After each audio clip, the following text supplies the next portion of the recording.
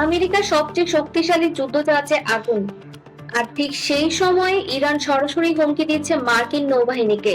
এটা কি কাকতালীয় নাকি যুদ্ধের সিগন্যাল?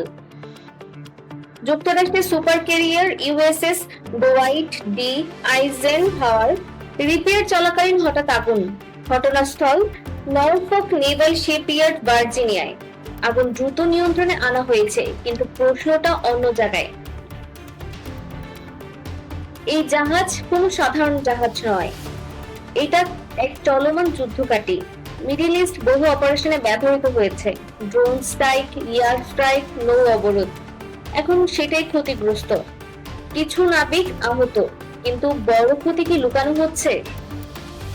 ঠিক সেই সময় ইরানের সংসদ স্পিকার মোহাম্মদ বাগের গালিবাফ একটা ভয়ঙ্কর দাবি করলেন। তিনি বলছেন আমেরিকা একটি মাইনসুইপার ইরানি খুব কাছে চলে এসেছিল। ইরান সরাসরি সতর্ক করে আর একটা এগুলোই আমরা আক্রমণ করব। সবচেয়ে চমকপ্রদ তথ্য হচ্ছে আমেরিকা নাকি সময় চেয়েছিল।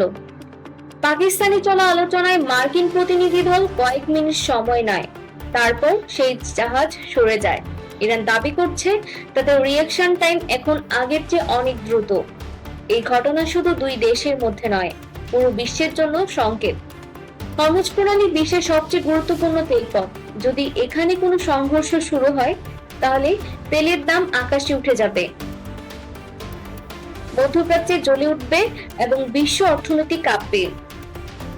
এখন প্রশ্ন, এই দুই ঘটনা কি আলাদা? একদিকে আমেরিকার প্রধান যুদ্ধজাহাজ দুর্বল অবস্থায়, অন্যদিকে ইরান দেখাচ্ছে তার শক্তি। এটা কি শুধুই কাকতালীয়, নাকি বড় কিছু শুরু হওয়ার আগে প্রস্তুতি? কারণ ইতিহাস বলছে বড় যুদ্ধ কখনো হঠাৎ শুরু হয় না, ছোট ছোট ঘটনাকে কেন্দ্র করেই একদিন আগুন হয়ে ওঠে। এখন প্রশ্ন, পরবর্তী ধাপ কি হতে পারে?